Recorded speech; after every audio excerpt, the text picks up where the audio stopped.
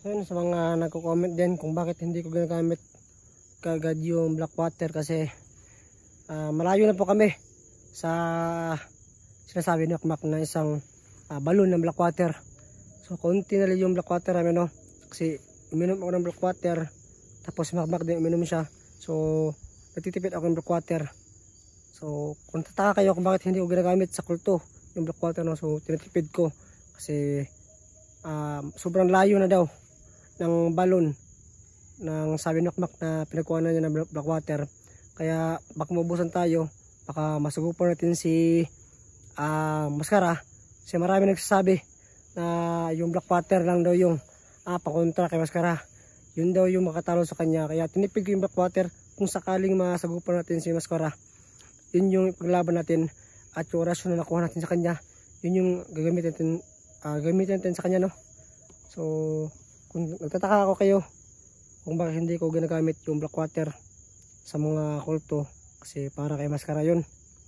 Kasi marami nagsasabi na malakas na yun, no? So yun yung dahilan kung bakit hindi ko ginagamit yung black water. Ginagamit ko lang yun pag emergency na talaga, katulad nangyari kay Makmak, katulad nangyari sa akin na nasugatan kami. So ayun, ginamit namin. So sobrang importante na black water yan, kaya magtipid tayo, no? So orasyon na yung ginagamit natin. Yung orasyon na yun, yun yung nakuha natin kay Maskara. So wala pa rin sila Makmak.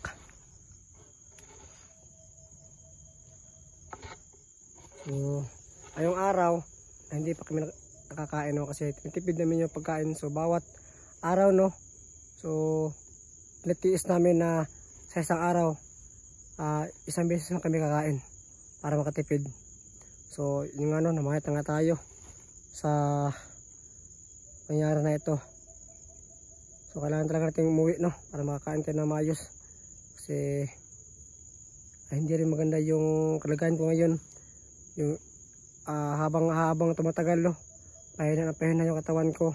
Dahil wala rin din sa akin yung agimat ko. At wala tayong maayos sa pagkain dito. So ayun, sana makawi tayo ngayong araw na ito. So hintayin natin Makmak at baka babalik sila. Yung last na pagkain natin, no? Nasa bag, isang bigas at isa ring dilata na pagkain na ulam. Lulutuin lang natin para pag dumating sila kakain na sila kagad. So magluto muna tayo para sa kanila. Dito lang tayo magluto sa hinigaan natin, no? Para ano ba,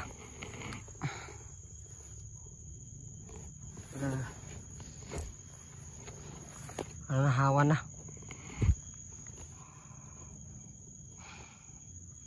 Yan, no? Kita nyo, no? Sobrang puti ng paligid nyo, no? Sobrang puti. Nag-aambay yan ng ulan. So sana hindi yan tutuloy sa pag-ulan, no?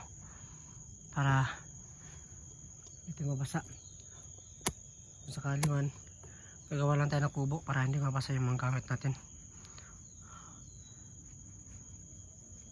Yan din, no? May tak din nakuha si Makmak pa yun. So nasa bag yan.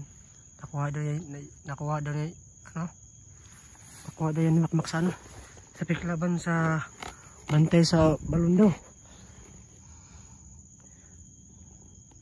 So dyan, set up natin yung camera.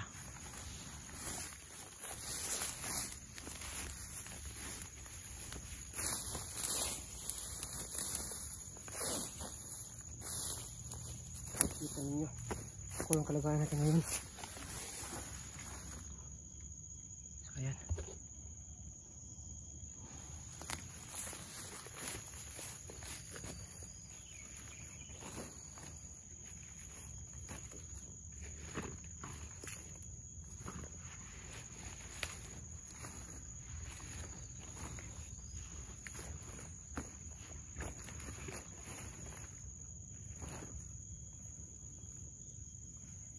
tayo na pagkain, no?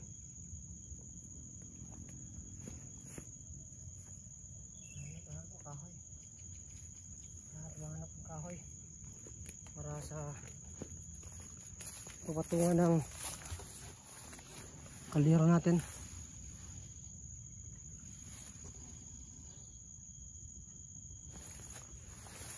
So maghahanap na ako ng